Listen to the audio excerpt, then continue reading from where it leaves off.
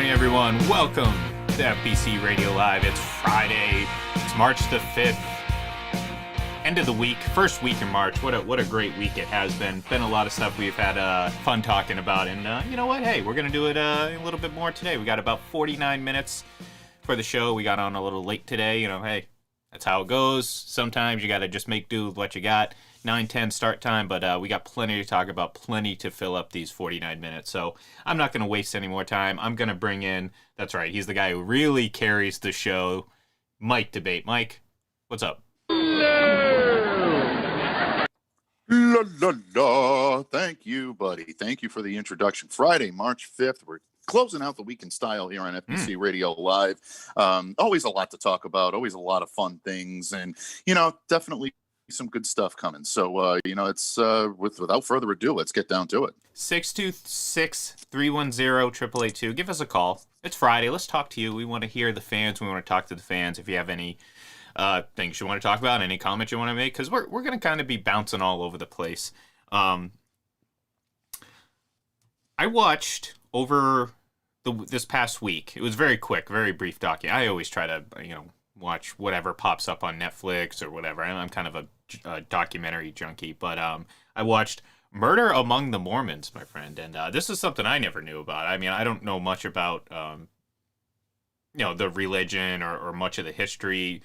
I sorry to say, what I know about Mormons comes essentially from South Park. I hate to say it, but I mean, it's just, religious history isn't necessarily, I don't want to say it's not of interest to me. I just haven't spent much time getting into in-depth history of the religion. So essentially I base what I know on what I saw in South Park. And much to my surprise, this documentary kind of repeated a lot of the same things they were saying when they were talking about some of the history. And again, I apologize. I'm not making a judgment on the religion itself. I'm just commenting on the documentary because have you seen this, or do you know of this story? Because this is something that obviously happened before I was born. Literally, actually, it happened on my birthday before I was born on October 15th, the quote-unquote murders that this whole documentary is based on. But did you hear about this story, Mark Hoffman and selling documents and all that stuff?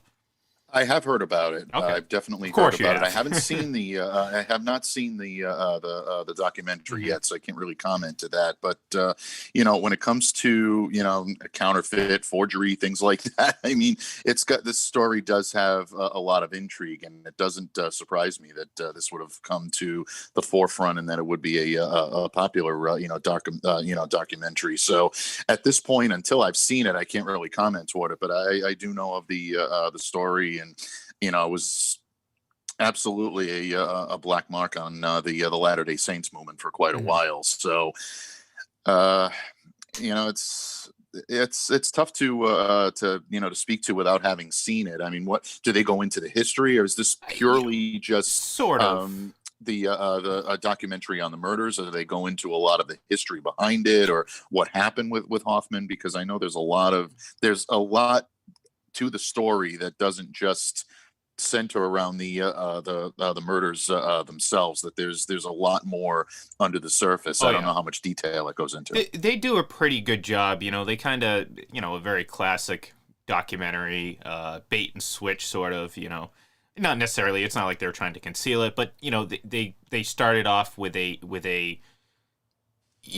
more glowing view, or more neutral view. Let's just put it that way. I'm not going to say they were sitting there praising him, but a more neutral view of Mark Hoffman. And then as it progresses, we learn more of the details. And then it kind of starts to, it does that go back to the beginning thing where all of a sudden all these little details start getting filled in with things that aren't so nice. And all the, well, on the surface, blah, blah, blah, blah, blah, the natural. Well, on the surface, he was this, but behind the scenes, he was just this serial forger who, I mean, talk about being bold, all right? I mean, counterfeiting money, that, everyone does that. That's into counterfeiting. I'm not saying I do. I'm just saying the folks out there that are used to counterfeiting things, generally money's, right up there. That's not a big deal. I'm not that impressed with that, okay? But going so far as to um, forge one of the things that he forged was supposedly it's called the Oath of a Free Man. It's supposed to be the first printed anything in human history. He forged it and fooled um, historians and whatever. Anyways, it was fascinating. I like stuff like that. Look, I don't know. Maybe it was just me because I'm very skeptic when it comes to things like this, and I spent a lot of time watching.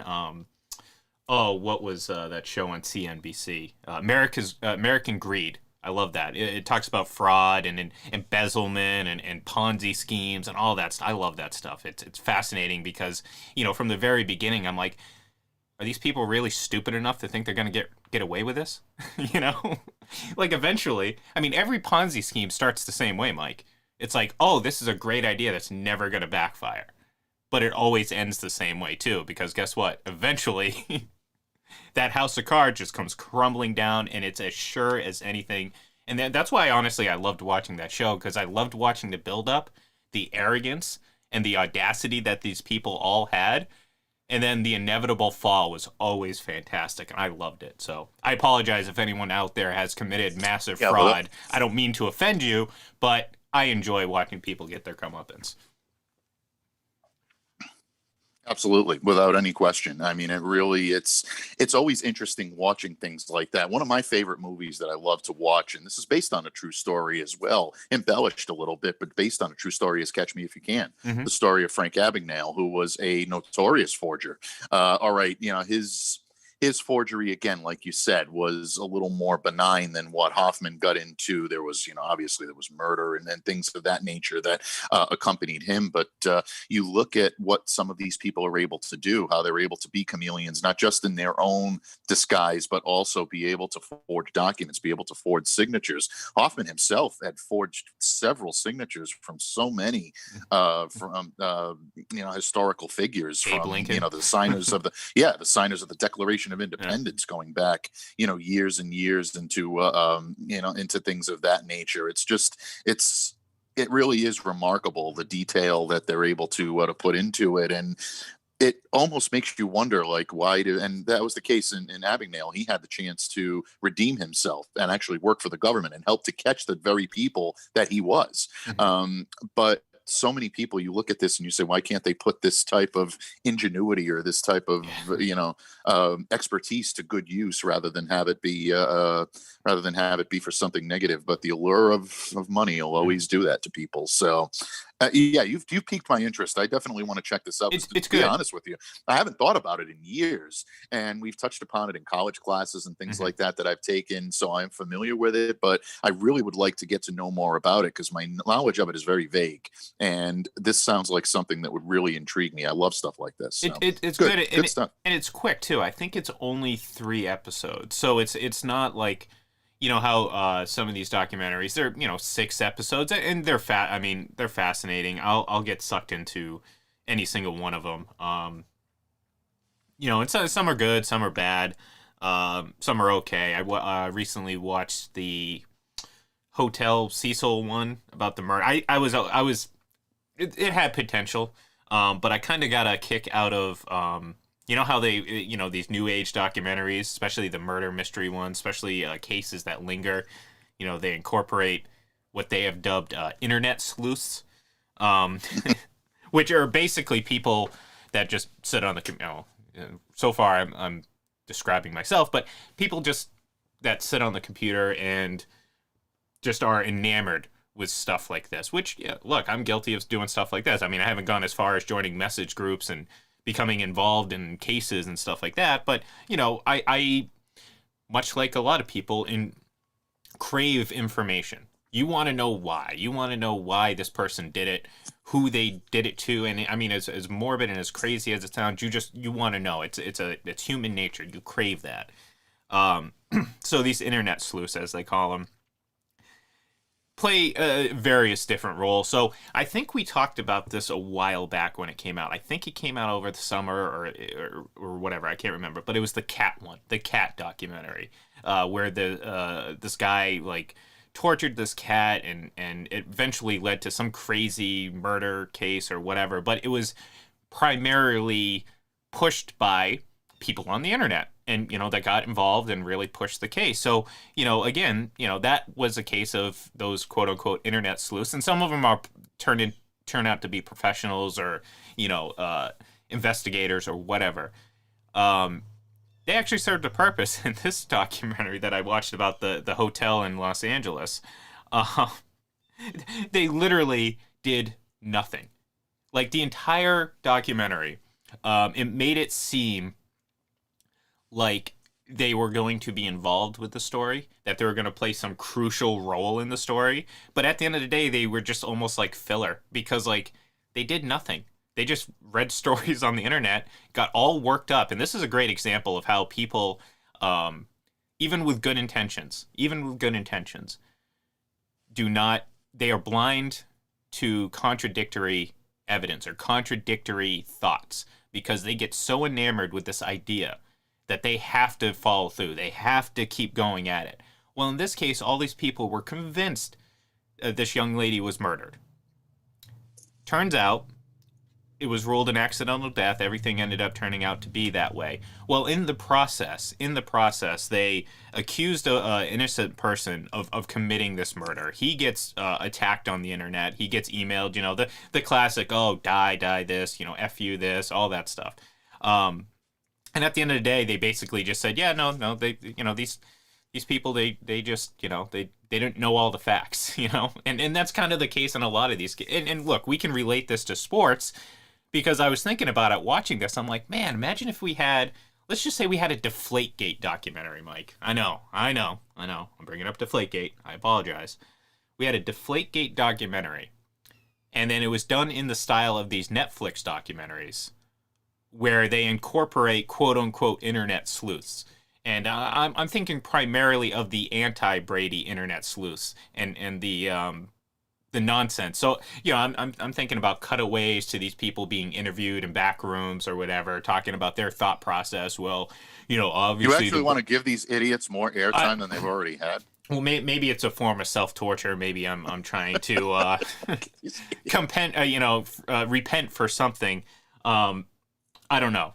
But I was thinking about it, and this, like I said, I see enough of Sports Talk Barry all over my my laptop. I don't need to see him on screen.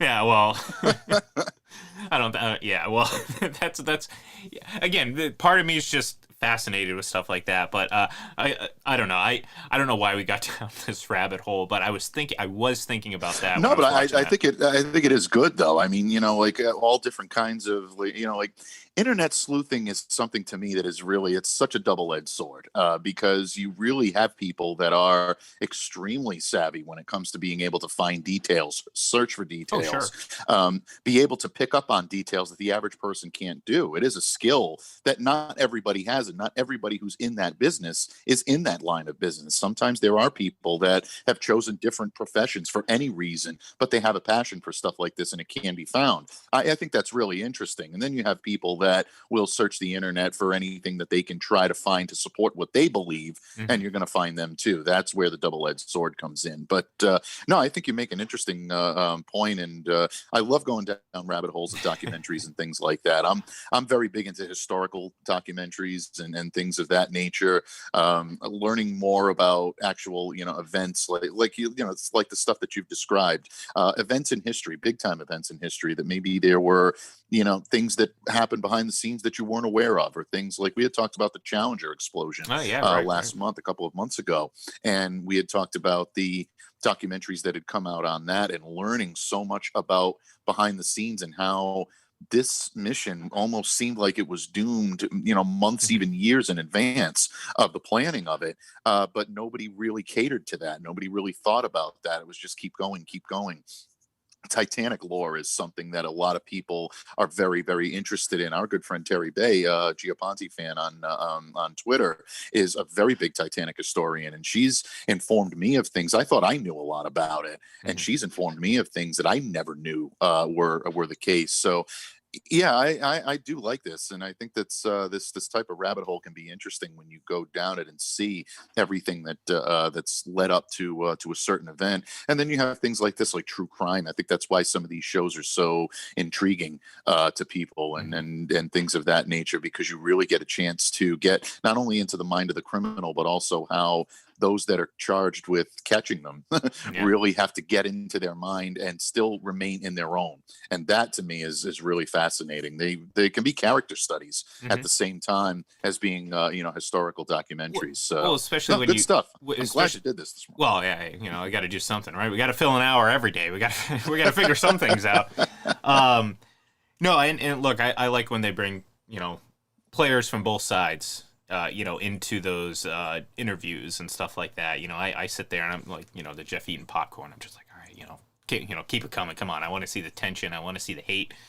Maybe this is just the sadistic side of me. You know what I mean? The edgy side of me who just wants to see that all this mania just happen, and not WrestleMania, which is coming up, by the way, but Yep, actual mania. it is coming up. Yes. Speaking of wrestling, I didn't see this yesterday, but I did see it today.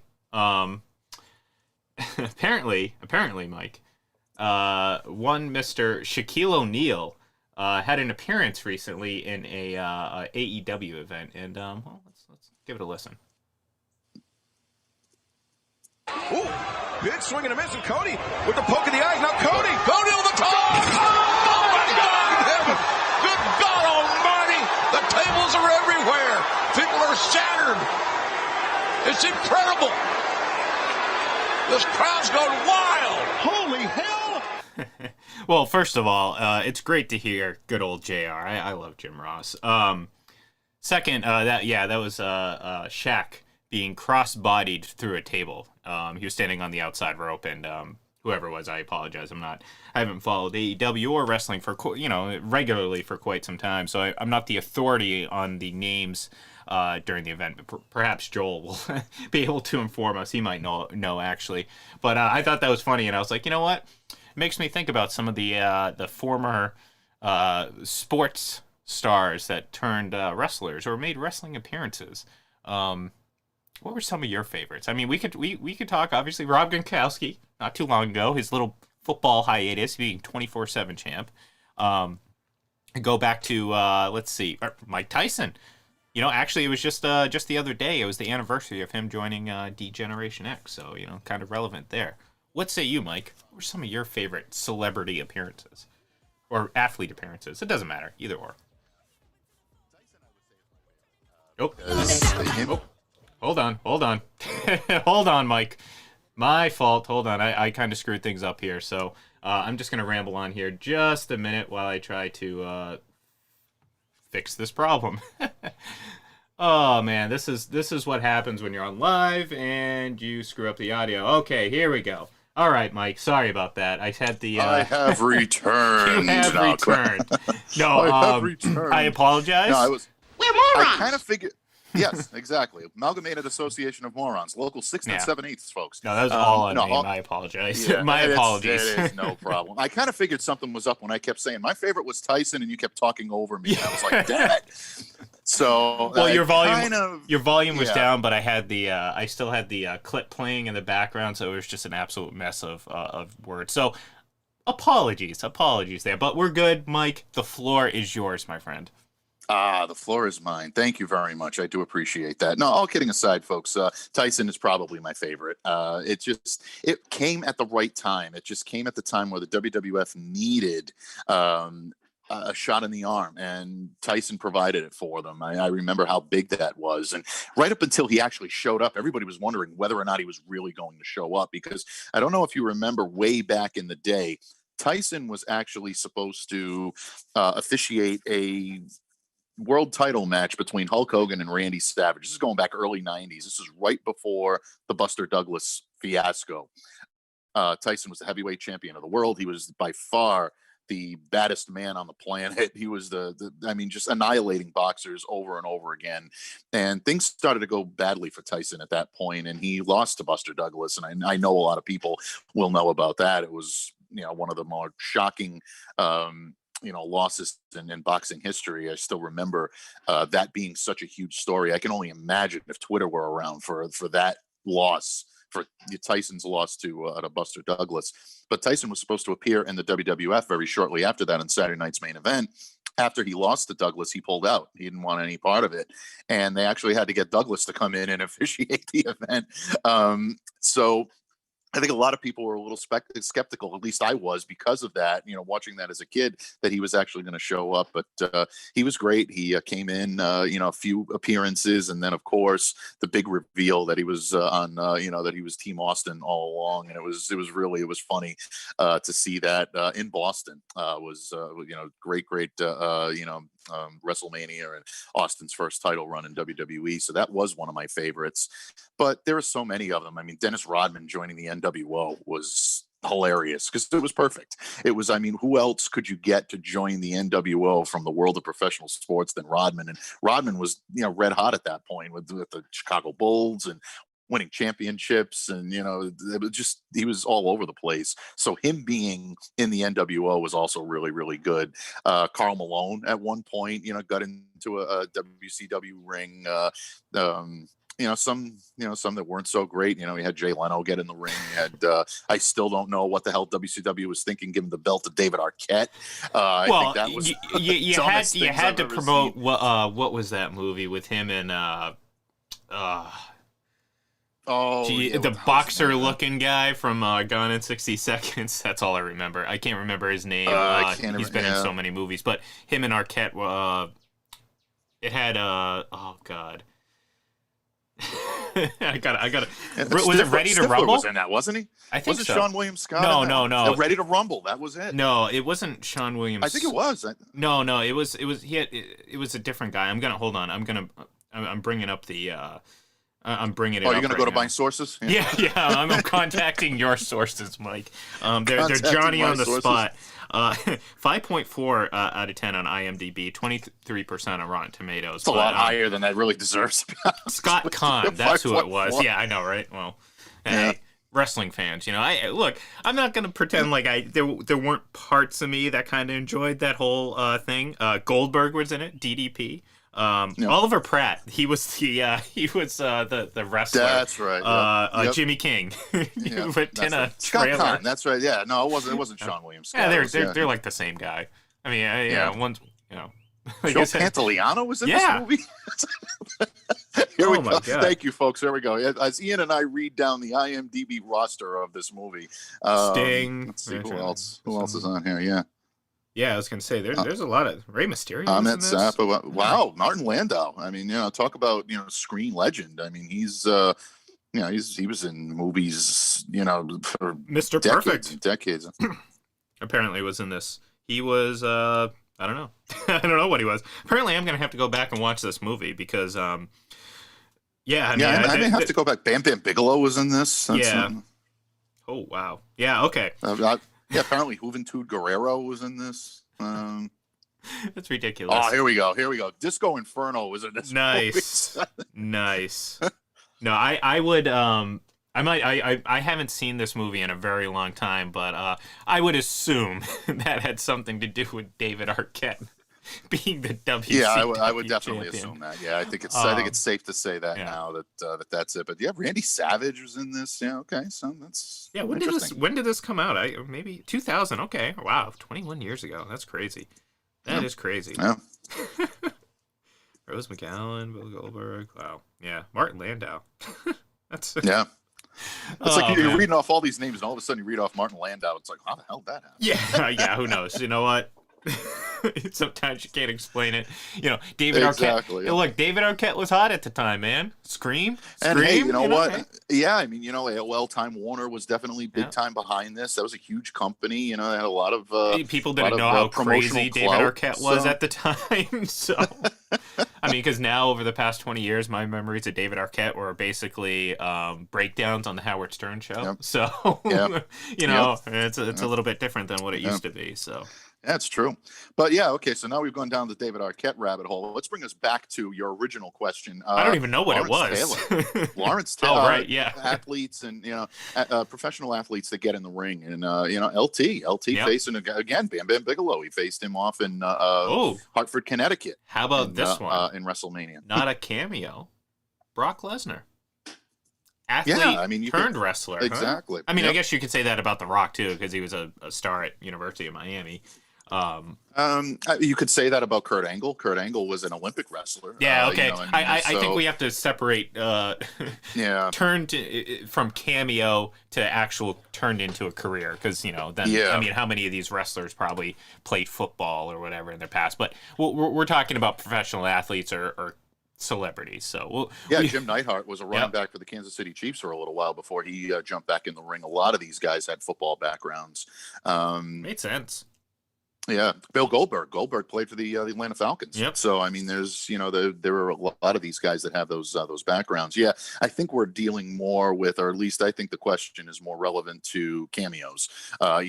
Athletes that were known for the sport that they played that decided to step into the ring, or at least be a part of something that was going on.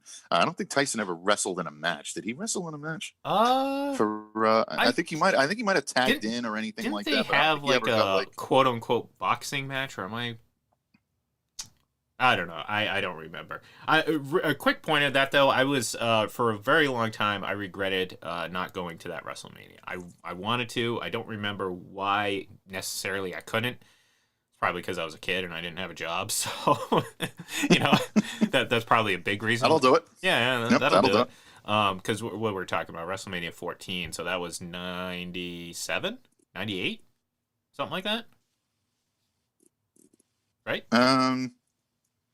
Yeah, I'm trying to the WrestleMania in Hartford, the one with LT. No, I'm talking I think it might about Tyson. Sorry, I kind of I Oh no, Tyson was 98. Tyson. Was yeah, 98, okay, that's what. 'cause Yeah, I was there. I was there. For you that. were. That Yeah, was the actually, I WrestleMania. I Yes, kind of figured that. I think we Yep. actually talked about that that before.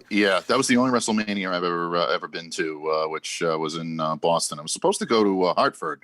I never got a chance to go to that one. So I no regrets on my part. This was great. So No, I wish I did, because at the time it turned out to be Shawn Michaels' last match too, because of his back surgery. But yeah, for quite a while. as fate happens Yep. to Kane choke slamming Pete Rose, which the crowd loved. oh man, I missed that too. But yeah, as fate would Edge and have Christian, Edge and Christian mocking Bill Buckner, and yeah, there were a lot of great moments in that. A lot of great Boston jabs that they took. Well, excuse me. As it turns out, I missed his retirement match, Shawn Michaels, but I was there at his return 4 years later, actually, at SummerSlam in 2002. So it all Nice. kind of worked out. All right, let's get to the news. Now that we've talked for 40 minutes about absolutely 38 nothing. minutes in, not bad. Yeah, no, not too bad, not too bad. Look, it's the off season, football wise. Obviously, there's plenty to talk about in other sports, but bread and butter, football makes the world go around. That's how it is around here. But Ben Roethlisberger, something that we've been kind of talking about over the last couple weeks, or really since the off season began for the Steelers. What is he going to do? Is he going to come back? The answer is yes. He signed a new deal with the Steelers, which, again, too bad we didn't have our cap expert friend Miguel on here to explain some of the intricacies of how this actually works. But the Steelers basically gave him a new contract, converted a lot of what he was supposed to make into a signing bonus, and he's making something like the bare minimums. Basically, his $41 million cap hit dropped down to about low 30s, I believe, if I'm not mistaken. The Steelers picked up quite a bit of cap space, which will essentially guarantee he's going to be on the Steelers next year and as the starting quarterback. I don't know what they would have done necessarily without him. Not that it would have been a bad thing per se. I mean, it all depends on who they wanted to see as the starter. But now we know the answer. Ben Roethlisberger will play at least one more year, and he's the last of the three 2004 quarterbacks.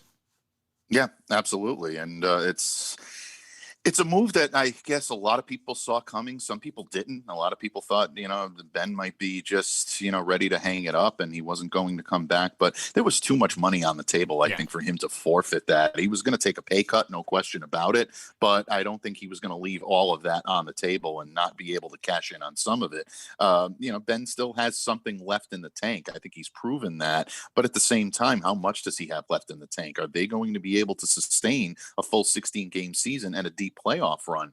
Team didn't look like they did last year. Now, is that because of a lack of OTAs or mini camps or conditioning because of COVID? Maybe. We'll see.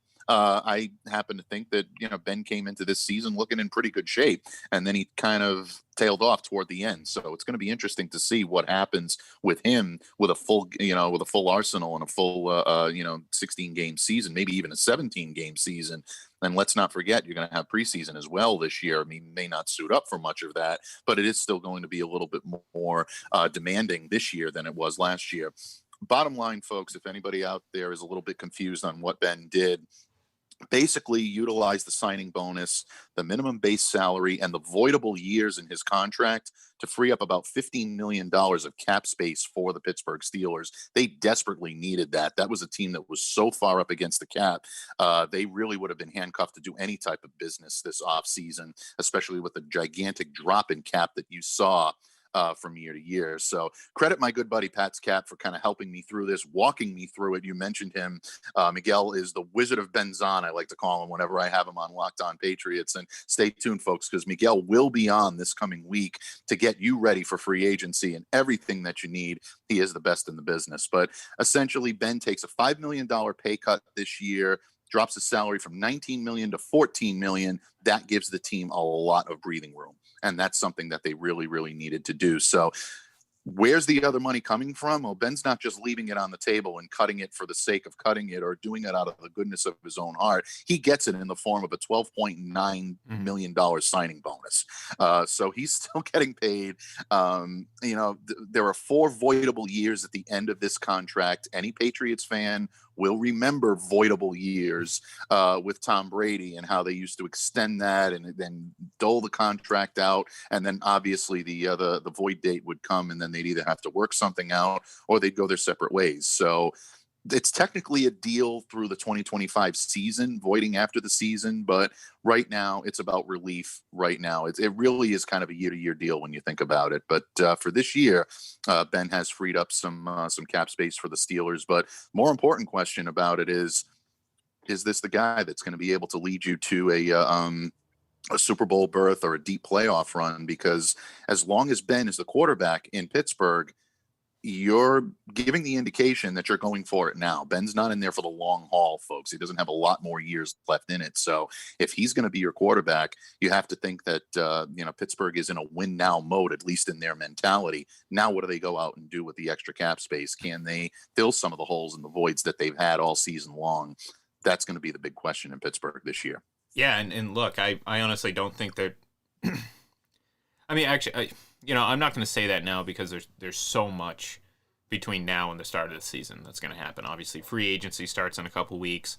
You have the draft and then, the regular team building. So I'm not going to make any sort of affirmative declaration about what this team is going to be, especially one that started 11-0. And now, again, we talked about it at the time, so this isn't some, looking back and saying, well, of course that they were going to lose. No, we kind of looked at this team and were wondering how legit they were. And, we thought they were a playoff team, but we weren't necessarily convinced that they were as good as their record indicated. And it turned out that was true. And there was a lot of reasons for that. I imagine they're going to lose, some of their, Juju Smith-Schuster, is he going to be back? I don't know.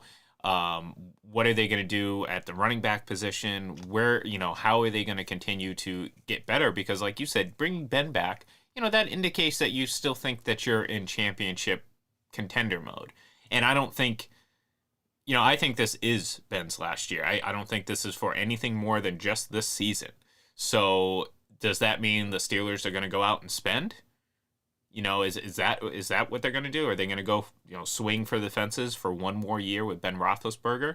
I don't know. I mean, that seems a little un-Steeler-like, You know what I mean? They've never been a franchise that's ever,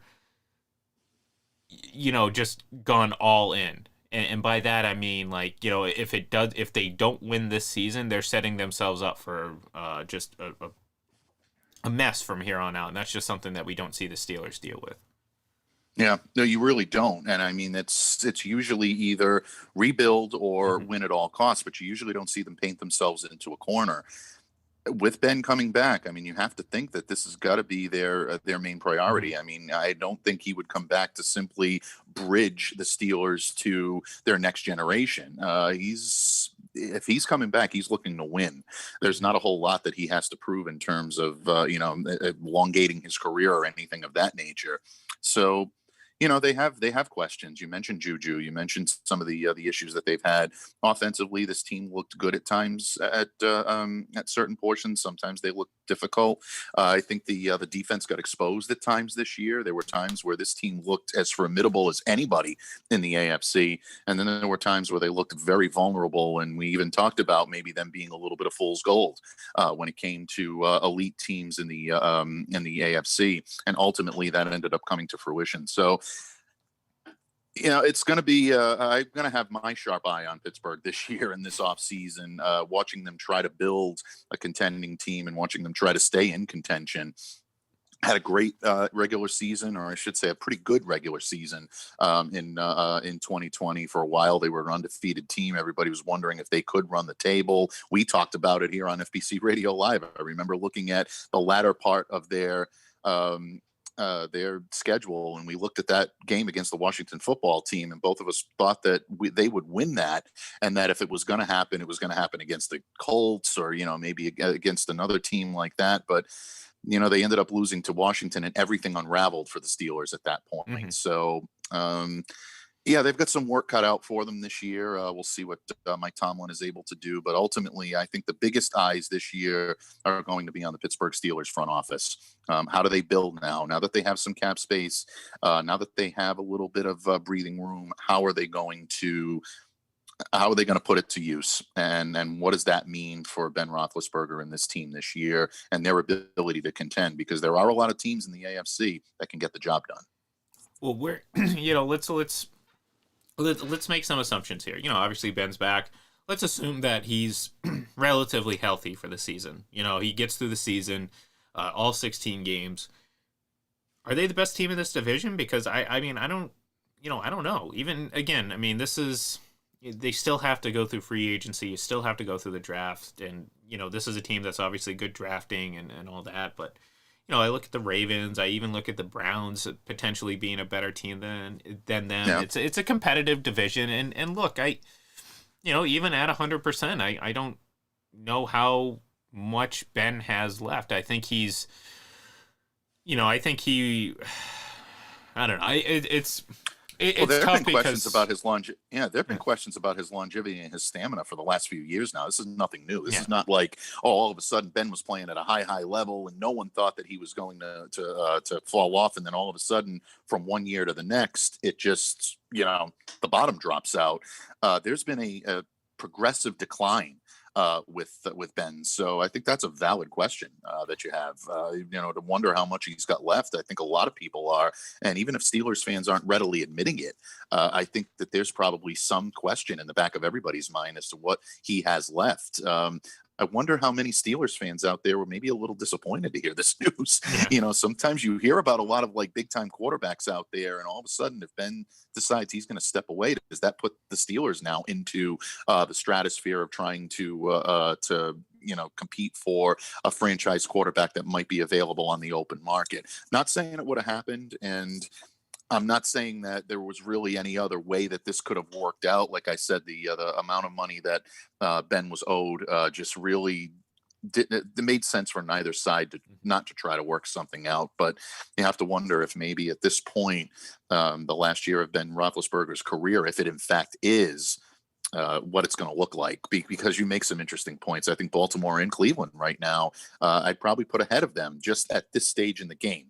We'll see how the roster building goes for all these teams in the offseason. But right now, I would say I'd pick Baltimore or Cleveland if I needed to win a big game over Pittsburgh right now. Well, and for the Steelers, it's not like there was a lot of better options out there. So this might have also been a decision based on, yeah, obviously respect for the guy who's done a lot for your franchise. We're not taking that away from Ben. You can, judge him based on some of his personal past. That's perfectly fine with me, and I'm not gonna dissuade you from doing that. But we're talking strictly football right now. There's not really other options out there. It's kind of what New England's going through right now. And one of the reasons why I think Cam Newton returning is a not just likely, but probably the smart move, because there isn't a guy out there that's going to offer you an upgrade that's worth it. And it's not it's not Alex Smith, who just got released officially today, or got told he was released. It's not Jameis Winston. It's not Jimmy Garoppolo if he were available. It's not Marcus Mariota. None of those guys turn the page. It's not Mason Rudolph, apparently, for the Steelers, because that would have been the option had Ben Roethlisberger returned. So, who knows? Maybe if there were a better option out there, maybe they're like, maybe you should just retire, Ben, And, look, I hate to say it, but, based on some of the things we've heard from, say, Cam Jordan down in the Saints, maybe like this whole lingering thing with Drew Brees, maybe like, we're good, Let's hope you don't decide to unretire. I don't think that's the case. I think this is more just a, they're not going to file the paperwork until post June 1st anyways, because of all the cap ramifications. So again, I think this is just kind of just a little bait and switch, or not a bait and switch, but a little game going on right now.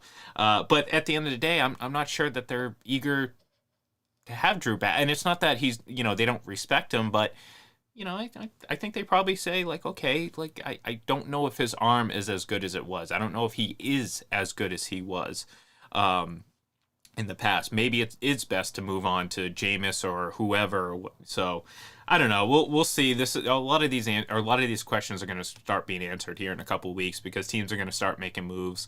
I feel like there's one domino that will drop that'll kind of spring all of this, and maybe it is the official Drew Brees retirement announcement, because maybe that leads to the Saints officially signing Jameis Winston, and then one team after another, just one after another, makes the decision on their quarterback. We'll see, but I imagine that's going to kind of hit the fan, as they say, in a couple weeks, maybe even next week, as we get closer. Absolutely. A little bit of breaking news this morning, buddy. Hold on. I want to give breaking news, my friend. Do it right. Going to the newsroom, Mr. Mike Debate. Mike, what do you have for us today? Oops. Apparently that was on repeat. Well, thank you, Ian. As the globe turns this morning, we look toward the world of the Washington football team. And per Adam Schefter... I like it. I can't pull that off. The late, great Walter Cronkite was one of a kind. Now, per Adam Schefter, and I want to thank our good friend, the Countess of Claz herself, Miss Classy Claire Cooper. Thank you, Claire, for bringing this to my attention. Per Adam Schefter, the Washington football team has informed quarterback Alex Smith that he has, in fact, been released. So the rumors and the innuendo that came out earlier this week that Alex was about to be cut loose by the Washington football team apparently is correct today. He has been released. This saves $14 million in cap space.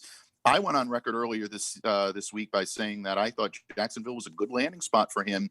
Where do you think Alex ultimately ends up? Because I do think he ends up on an NFL roster this year, and he should. He's still got more left in the tank and more to offer on a football field before he completely hangs them up. Yeah, Jacksonville could be good, but I feel like, if Jacksonville's going to go the Trevor Lawrence route, he's going to start from day one. This is a franchise that desperately needs star power.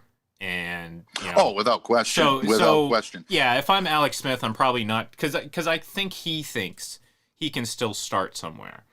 You know what I mean? So I don't necessarily think that Jacksonville might be on the top of his list, because again, if they let's assume they draft Trevor Lawrence, as many of us are assuming. Regardless, I think he starts from day one, because again, Jacksonville, they need something, and right. You're not going to get a fan base clamoring over Alex Smith. You know what I mean? Even though it might be the smart move, it might be the smart football move to have him sit behind Alex Smith.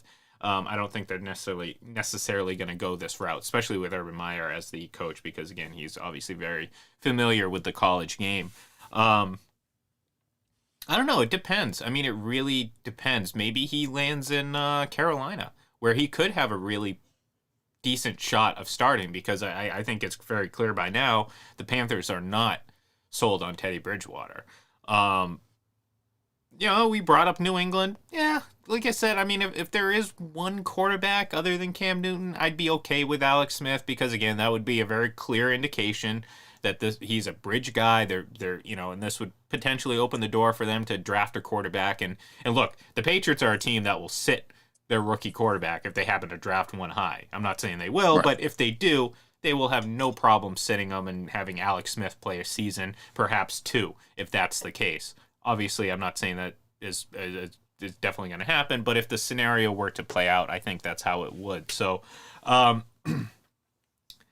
I don't know. That's a good question. I mean, maybe the Panthers. Maybe I'll put my money on the Panthers. It seems, it seems appropriate enough. They have a good running back. They have some good defensive players. You have some good talent, and hey, could be a good, nice soft spot for them outside of a large market. It gives them a chance to just play football. I like it. I like Carolina as a possibility. How about the Bears? The Bears? The Chicago Bears. Could be.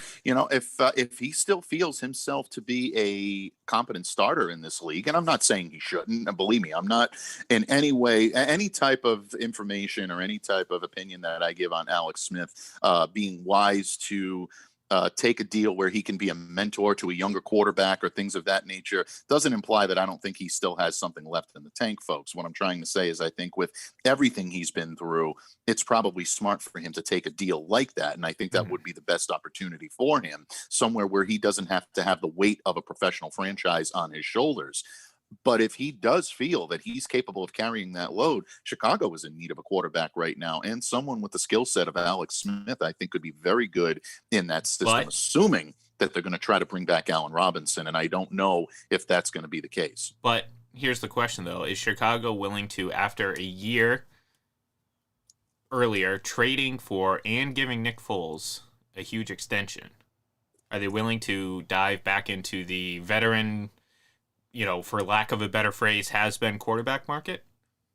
Well, they may not have a choice at that point. I mean, it depends on how they want to run this. Are they going to dip their toe into drafting their quarterback of the future? Do they want someone that can come in and lead this team this year while that quarterback sits and learns from someone who is a very good mentor?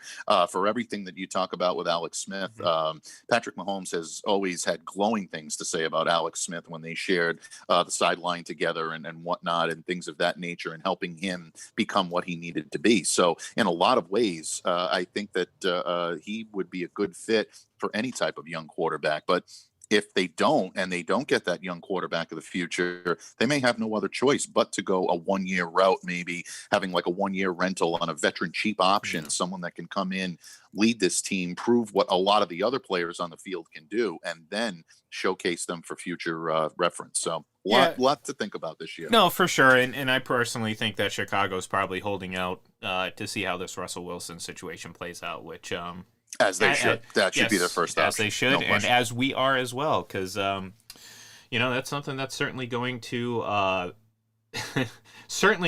be lingering over the next couple weeks until there's some sort of definitive solution to it. And here I am thinking I have a keeping a sharp eye soundbite from Mike, but I don't. So Mike, tell them what we will be doing on the Russell Wilson situation. We will be keeping a sharp eye. There we go. Folks, thank you very much. That's the end of Friday's show. That means it's the end of the week. So give us a follow on Twitter if you haven't already, at FPC Radio Live, at Full Press Radio. I am at IGLEN31. Mike is at MDABATEFPC. Download the app. It's free, and you can get this show and all the great shows, including Dylan and Ross Save Sports, which airs live every Monday through Friday, 5 p.m. Eastern. So check that out later today. But you can get this show, that show, all of our podcasts, all of the content from FullPressCoverage.com, FullPressHockey.com, FullPressWrestling.com, and everything in between, all on the Full Press Press Coverage app. Download it for free, Apple, Google Play. Until Monday, have a great weekend, folks, and we'll talk to you then.